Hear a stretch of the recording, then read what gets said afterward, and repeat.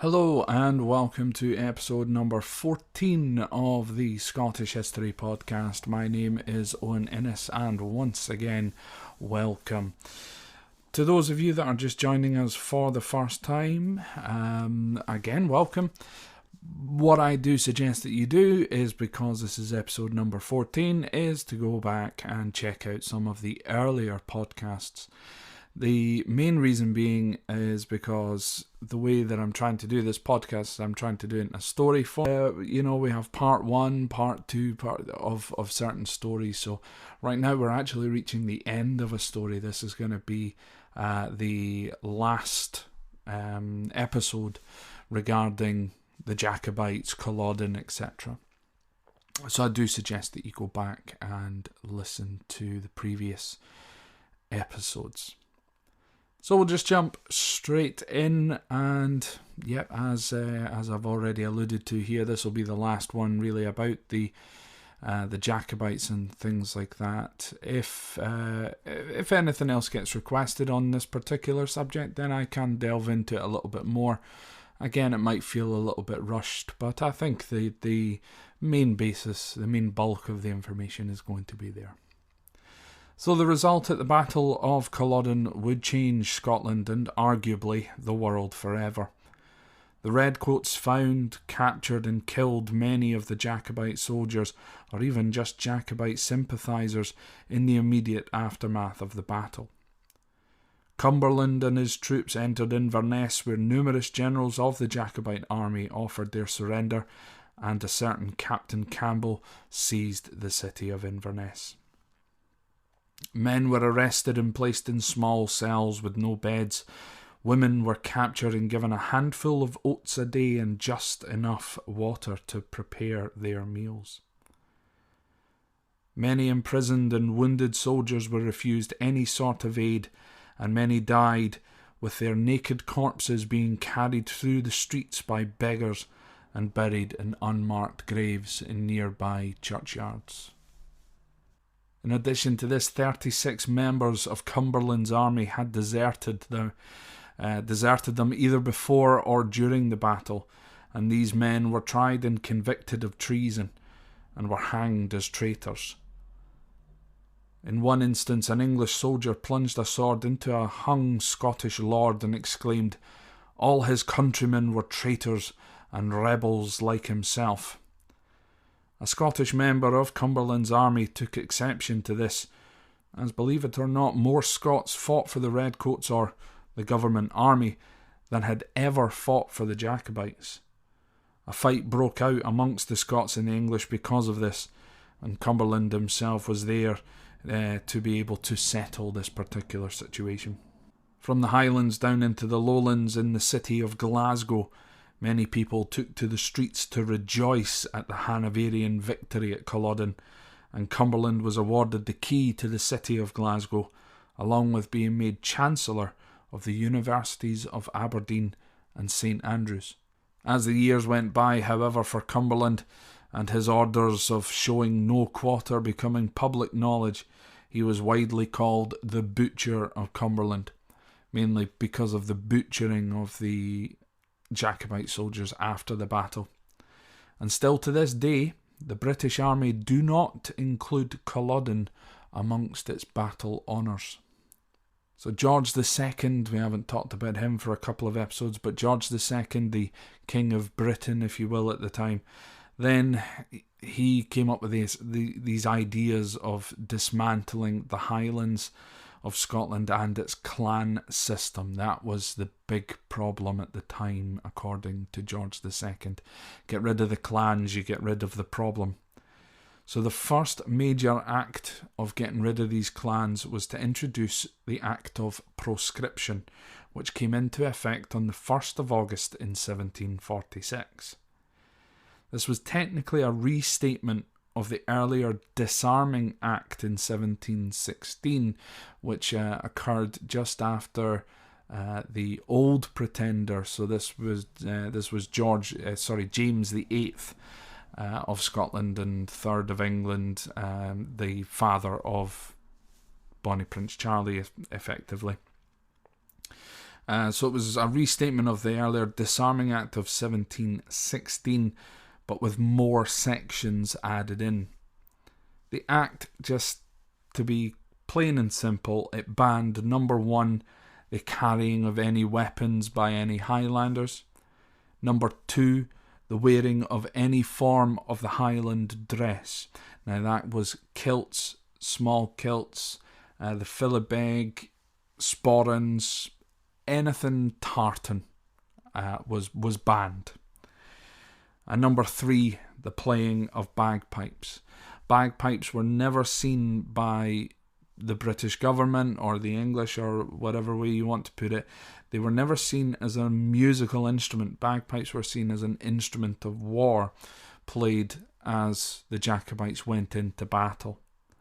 So anyone caught disobeying these orders or any part of this act, the act was huge. It's so long, even just the title of the act. So the Act of Proscription, that's the short title for it. The long title is about 3 paragraphs long. It's ridiculous. But anyone who was caught disobeying the act or these orders would spend 6 months incarcerated on their first offence, and transportation to penal colonies or sold off as plantation slaves on a second offence. A second new act was also introduced just after the Act of Proscription, called the Heritable Jurisdictions Act 1746, that essentially signed all owned lands in the Highlands over to the British government and the Crown. And then came 1750. The largest scale breakup of the Highlands began. What has now become known as the Highland Clearances. The government and the Crown came to realise that large-scale sheep farming was more profitable than the small-scale crofting that had been previously the main case in the Highlands. However, many of these crofters would have to be moved from the lands in order to make way for these proposed large grazing fields. So a crofter, for those of you that don't know, it's very similar to farming, but on a very small scale. A croft would have, a house for you and your family, but you would have maybe a flock of 10 sheep, couple of cows, some chickens, that sort of thing. More often than not, you would be using most of the products that these animals would be providing, and then anything left you would then sell on. The idea of large-scale farming didn't really come into effect until the 1750s in Scotland as such. So people were going to be moved off of these lands. So instead of having many farmers tending to a large area of land, it was just going to be one farmer, loads of sheep, loads of money, etc. So in addition to that, the taxes were raised in order to force these crofters from the lands. The crofters would now have to pay cash to the landowners. Obviously, whereas before they were probably the landowners themselves, now with the land signed over to the Crown, then the Crown imposed these new landlords. So now the landlords were charging ridiculous taxes, ridiculous rents in order to force the people from the lands. People were evicted. Some were even forced out of their homes, whilst their homes and their possessions were burned in front of them, so there was no way of coming back. Some were even paid to leave, and others left of their own volition. The Highlanders were forced out of their own land. The clans were finally starting to break apart. This started an influx of emigration from Scotland. People had nowhere to go. It was either go to the cities or look further afield. They started flocking to the new worlds, America, Canada, Australia, New Zealand, for example. For 110 years between 1750 and 1860, hundreds of thousands of Scottish Highlanders were made homeless. They did not even recognise their homeland anymore. So they left these shores to find new shores for a new life. The effect can still be seen in the Highlands today. The Highlands are still very sparsely populated, and a lot of land is filmed with either farming land or government forestry land. To give an example of how many people left Scotland, the tiny Isle of Skye's population circa 1745 was around the 40,000 people mark. Very small island, 40,000 people, sounds about right. Today the island's population is less than 9,000 people. That is 3/4 of the population of the Isle of Skye disappeared over the course of those 110 years. These displaced Scots found themselves in strange new lands and headed straight for the mountains, anywhere that reminded them of home, to be honest. In Australia, you'll find the MacDonald Ranges right in the centre, Argyll Wharf in Sydney Harbour, and of course the world's most remote city, Perth. All of these places named after places in Scotland, or names from Scotland. There's even an area of Australia called Caledonia Australis, which is essentially Scottish Australia, or Scotland in Australia. Of course, when you look towards Canada, Nova Scotia, New Scotland, and in America, you'll just find countless references to Scotland and to the Highlands absolutely everywhere, from the fact that you've got, towns, Edinburgh, Glasgow, it's wide and it's huge. So because of these acts and the loss of the Battle of Culloden, we will never know what the world would be like today. Many do believe that if the Jacobites had won at Culloden and the Stuarts took back the throne, then the American colonies would never have been lost by the British. It's all what ifs and buts, but of course we shall never know. I will, however, leave you with this at the end of this episode with one last fact. There are over 200 million people around the world today to claim Scottish ancestry, which is 40 times the amount of people who actually live here. So again, folks, apologies for the lateness of this episode getting to you. Life does get in the way at times, but I want to thank you once again for joining me for this episode. Can't believe we're up to 14 already. Just before we sign off, of course, we've got the plugging of the socials, etc. We will, of course, start with the Patreon. That's the main one for me at the moment. The reason being is because with Patreon, if you don't know what that is, you become a patron of the podcast every month. You can donate money to the podcast. There are two tiers. There are two donating tiers.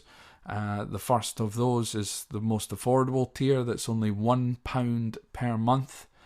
I think in total, if you pledge £1, you actually get charged £1.10, so 10 pence goes to Patreon, sort of thing. And that'll be the same with the other tier, which is £3 per month. So for either £3 a month, if you can afford that, that's about the cost of a pint or a cup of coffee in a coffee shop, a reasonably priced coffee shop, of course. Or even just £1 per month. It does make a difference. The podcast does cost money in order to produce, in order to put it out to you on places such as Spotify and Apple Podcasts and other podcasting sites, perhaps the podcasting site that you're listening to this on. So if you keep that going, if you decide to pledge, and it's hugely appreciated. If you can't afford it, it's totally fine. You don't have to do it. To every single person that has pledged to the podcast, I appreciate it greatly, and I hope that I keep providing you with the content that you clearly are willing to pay monthly for. It's blowing my mind anyway. So of course, so there's the Patreon, so you'll find that patreon.com, so patreon.com/Scott History Pod.